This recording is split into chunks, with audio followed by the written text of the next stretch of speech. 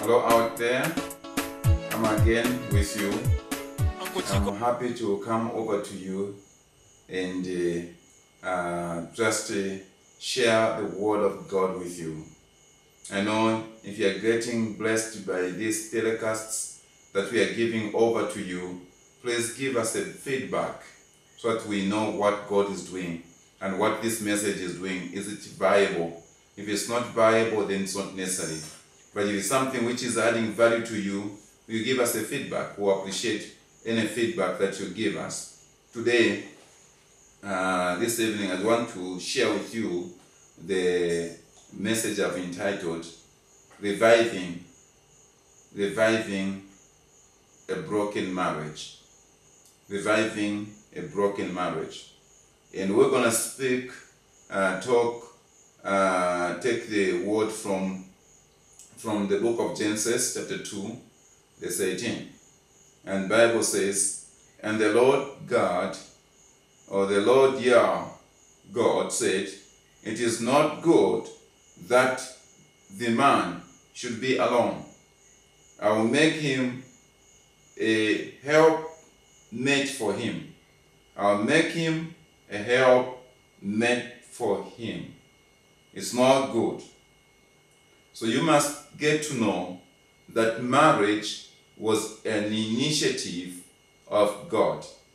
It wasn't an initiative of Adam. It's not Adam who initiated marriage, but it was God who initiated marriage. When marriage was changed from being a thing which the parents will organize or look into and champion to a man himself doing it, that's where marriage went wrong. That's where marriage went wrong. Because marriage was an initiative of the Father God. It wasn't an initiative of the needs of the man. It is the Father God who saw that. Now, why did God say it's not good for man to be alone? I'll make him a comparable helper that is fit for him. I'll make him a helper. Why did God do that? You must first get to know. God, there's no way God can say it's not good. There must have been something which was not good. It's because man made some 4 principles in the requirements of God. He firstly walked with God. So a man who wants to marry or a man who is married can only have a spouse when he is able to walk with God. If you don't walk with God, you don't walk with your parents, you are not fit to marry. You must have walked with your God. You must have walked with your parents, because your parents brought you up in marriage. So you must walk with them. They must be there to guide you and to help you. And then they say, oh, I think my child needs a helper. That's the way it's supposed to be. Then they will come over to you and tell you, Sonny, oh my daughter, don't you feel that now you have grown enough that you need someone to be with? And say, yeah, it's because you have walked with them. So Adam, the first thing that he had to do was to walk with God. The other element Adam had to do before he looked for a spouse, or God said it wasn't good for him to marry, the other thing which Adam had to look at was to dress the garden, to work the garden. So God did not give a woman to a loafer, to somebody who doesn't do anything, a less person. God gave a woman to a man that was working, hard working, dressing up the garden, beautifying the garden, making things work out well, and ensuring there was nothing that wasn't working out which wasn't not functional. Everything was working out well. And that's what Adam was for. When God saw that Adam had fulfilled is a hard-working person, then God said that, okay, it's not good for man to be alone. So at what stage is God going to speak into your life that's not good for you to stay without a spouse? You need to have a wife. At what stage are you fulfilling these tasks I'm talking about? Walking with God, dressing the garden, working hard, having a job, having something, not looking for a job, but having something.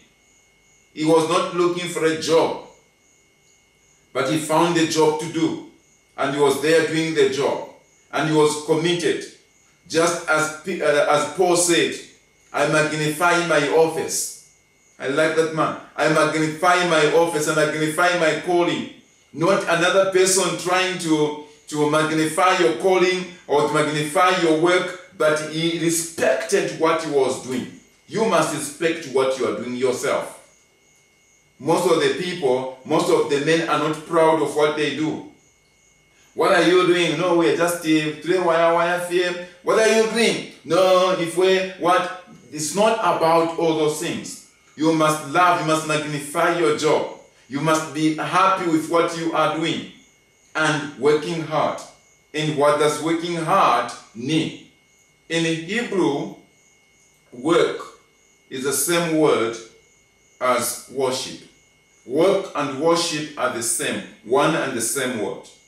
So when you are working, you must work as unto the Lord. Whatever you are doing, you must do it as if you are doing it for the Lord. You must do it with the best, you must do it with all your heart, you must do it with everything that you have. And that's what Adam was doing. When you do such things like that, God shall see. It's not unfaith to overlook your good works or faith which you have been doing. He's going to see what you are doing, and is going to be a rewarder of them that seek him diligently. So that's what Adam was doing. Walked with God. He was dressing the garden. What is the other thing? The third thing Adam was doing was naming. He was giving the names. He was giving the names. If you are not a hard-working person, there is no way you can give a name to anything, and it works out. He was giving the names, and whatever name he called that thing or that animal, that was the name and the behavior of that same animal. So a man is supposed to have authority to have a name. You must first have a name, because you're going to invite someone to join your name. If you have not worked for your name is a shame. How are you going to invite someone's daughter to join into that shameful name which you haven't worked for? So you must work your name. And as you work your name, because you've got a name, you've got authority, then you are able to give names to the things, because you've got a name. You cannot give a name when you've got no name yourself. You must be doing according to your name. And the Bible says that also the other function for Adam was also to guard the garden. To guard the garden. So you must protect your area, your environment. If you are able to walk with God, if you are able to dress the garden, if you are able to have a name and to name things, and if you are able to guard, then God would say, it is not good for this man to stay alone. I should find him. Or your parents will say, it's not good for this man to be alone. Let us find this person a suitable helper that this person can be. And the word there is suitable, comparable. You only tie a bull to a yoke when they are equal. You do not tie the bull to the same yoke when one is small, one is bigger. No, they should be of same size. And then when you look at the man, the man has got, when you look at this, well built up, and you've got the shoulders. The man has got the shoulders. That's how God has made it. Shoulders standing for authority, standing for protection, standing for guarding. You are protecting, you are guarding that which God has given you. That's what it denotes. But mostly of the men, they use this authority and their power. They use it to beat the woman. That's what they use it. It is to beat the woman. That wasn't given to beat the woman. That wasn't given to beat the woman. That was given to you in order for you to protect that woman. She is called a woman, a man with a womb. She is a man, but has got an extra. She's got a womb. A man with a womb. That's a woman. And you at the time when you are married, or when you are in marriage, you are called that you are a groom. Why are you called a groom? So that you can groom that thing which God has given you. You can make it grow. And how does that thing which God has given you grow? Because you have seen the garden coming up. You have walked with God. You know what it entails to walk with God. You also have been having authority over and also naming things because of the authority you have. So you are created a good environment, a friendly environment with everything that is around. The other thing is you are guarding the garden, so you are well able to guard your wife. That's why God said that it's not good for man to stay alone. I'm gonna make him a helpmate that is suitable for him and that is comparable to him. So a woman is a man with a womb.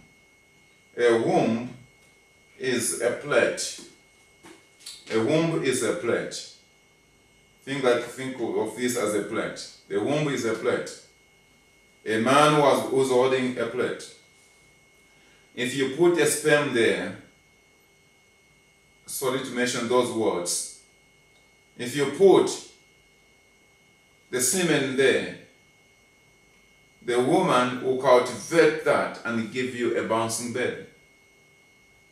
If you put insults there and no respect, the woman will cultivate those insults and properly, and at an appropriate time as you are insulting her, she will insult you back and you get it. If you put honor there, the woman will work on the honor, whatever you have given, and she will give you that honor, and you'll be a great man. If you give her wealth, the woman will work on the wealth you have given, and she will give you the wealth. If you give her children, she's going to give you a family. And if you give her peace, she's going to give you a kingdom and love. So that's what a woman was meant to be. And that's what God said. Now, for a woman, it is not advisable for a woman to leave her role and she wants to become a man. That's where the problem comes in. You are a helper. A helper is not the major, is not the owner of the task. Of course, you are equal to the task, but you are not the owner of the task.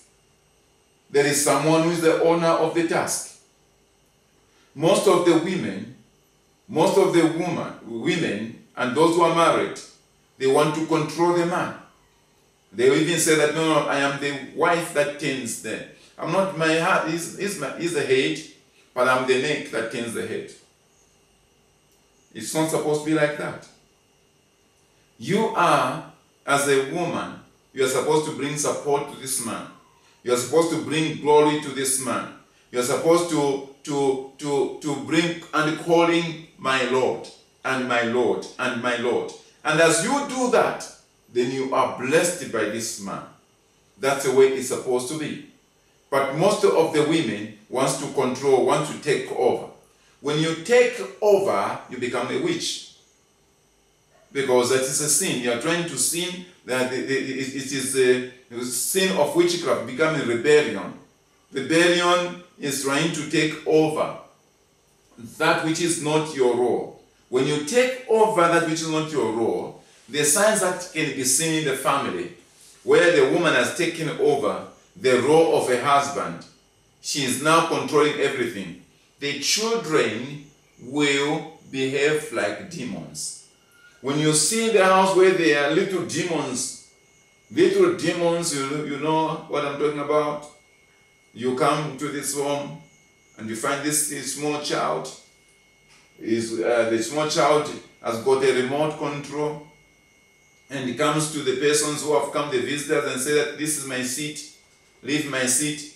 And the father or the mother just say, oh no, that's how she is, that's how our baby is. Please just leave that one. Go and sit that on the other one, it's a better seat. Go and sit there. Just know, this house, the woman is in control. And since the woman is in control, the order of authority has been destroyed. Because the order of authority has been destroyed, the child has got no controls. And because the child has got no controls, demons have taken over. So the children start behaving like little demons. You can even see how the child, whereby you say, no, you cannot watch this, you can watch the other side, the child refuses. It's because of that same disorders. And there is also breaking. You find that there is a lot of disorder in the house. It's because of the woman. So the woman, the Bible says, should submit. Even when the husband is you know that the husband is not correct, is not a proper man, is not what, but you should submit. Yes, you are great somewhere else. You are, but at home you should submit to the leadership. That's what the Father God wants. So that's the way love must be. The women of today are a little bit different. They are not the women of the Bible. So the women, it's high time the man and the woman went back into the garden, learned from Adam and Eve. And when you learn from Adam and Eve, and you learn from Sarah of the Bible, then everything shall go well with you.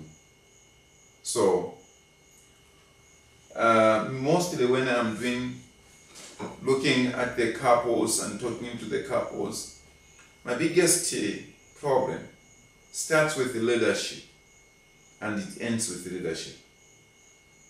The woman is just a person who is in between.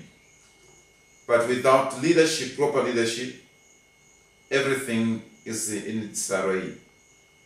But when the man takes up his position, then everything starts. When the man takes up his position, everything shall submit. Even the demon shall submit. Everything submits. But when the man doesn't take up position, everything goes down.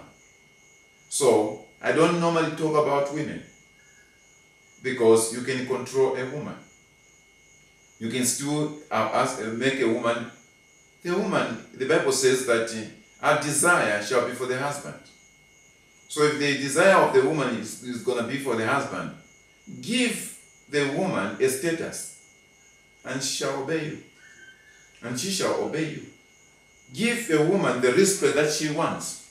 Tell her, I want to do this, can I help you? Your sister. I want to do this, can I be with you?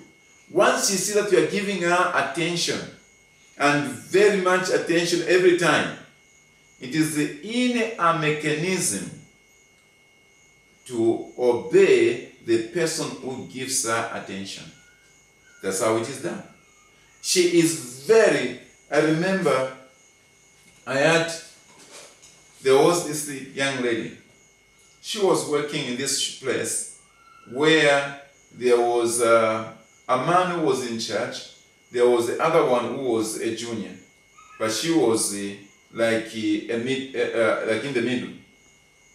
So Eventually, she fell in love with this other man, who was a junior, because of the way the man was relating to her. Now, you know what happened? She could call the man who was the top manager without respect. But when it came to this other young man, she would treat that person like an egg. So, why? It's because a woman is always begging for attention. A woman is always begging for recognition. A woman is always begging for kindness. When you express kindness to the woman is going to respond no matter what. But the men that we have, they are bullies. They want to bully the woman. And when they want to bully a woman, then the woman becomes a Jezebel. Then there is a problem in the house.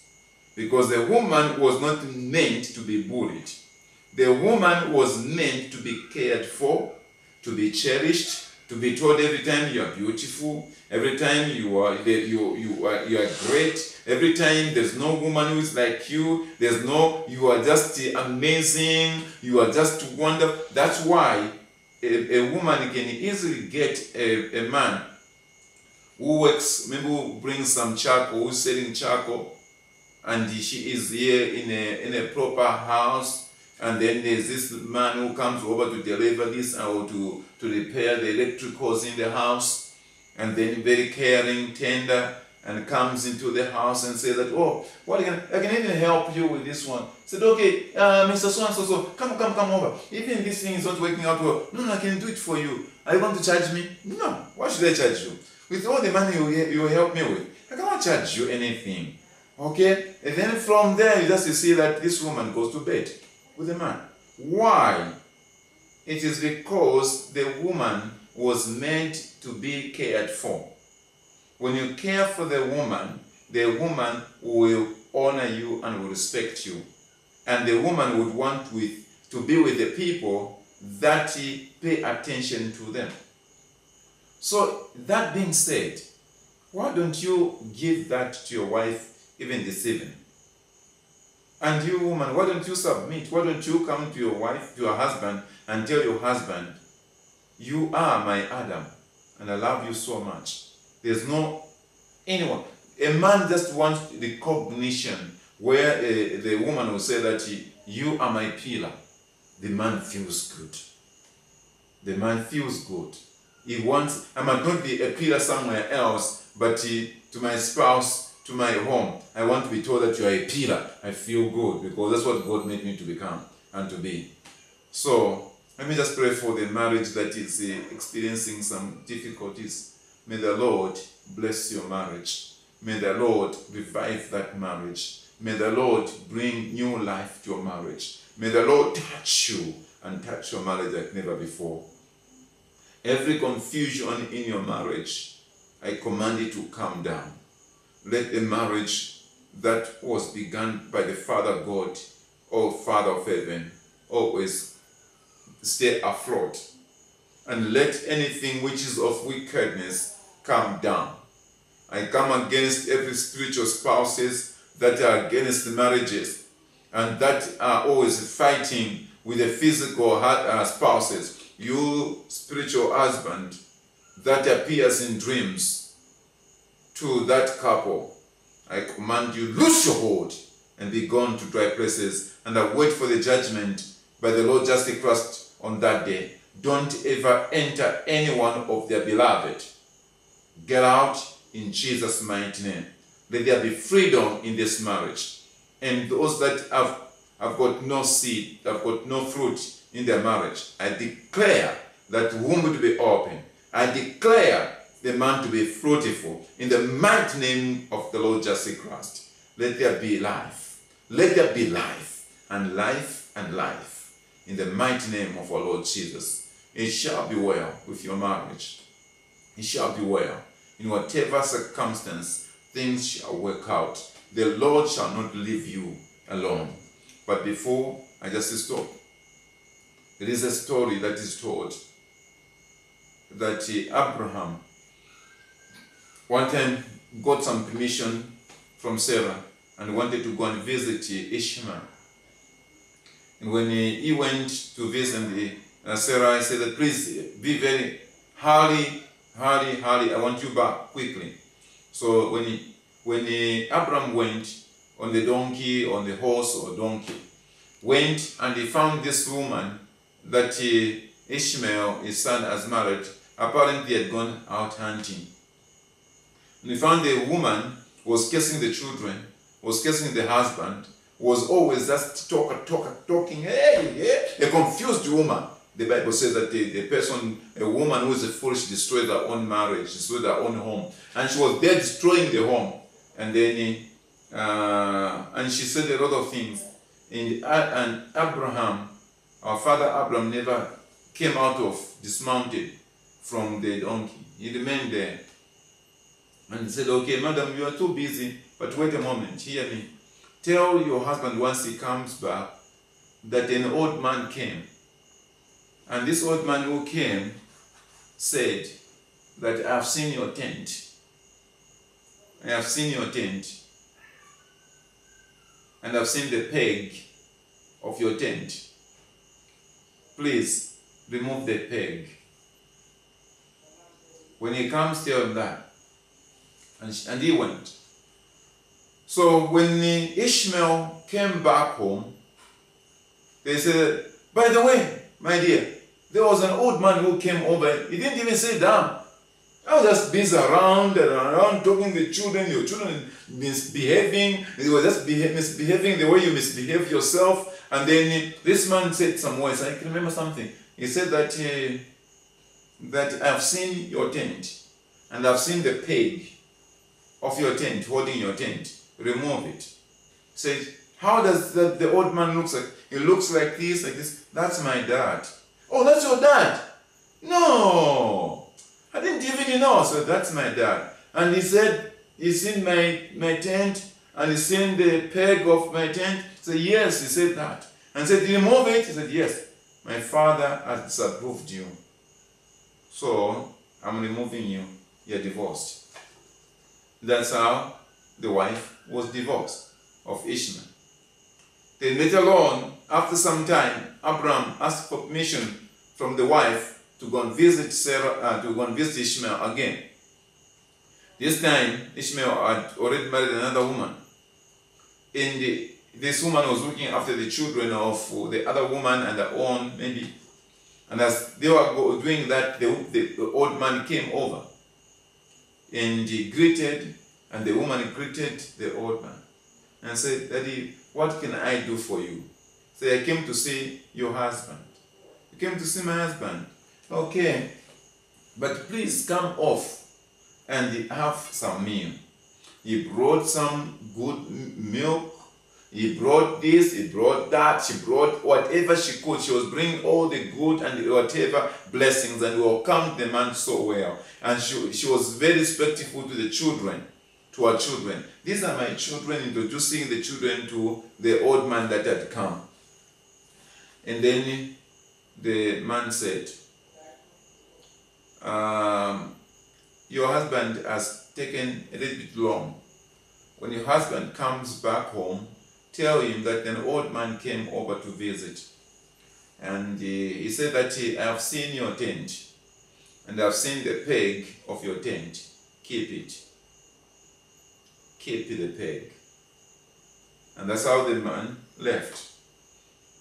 Shortly, the husband, Ishmael, came back, and the wife said, oh, you are just your father. I think I can assume that that's your father. Your father just left.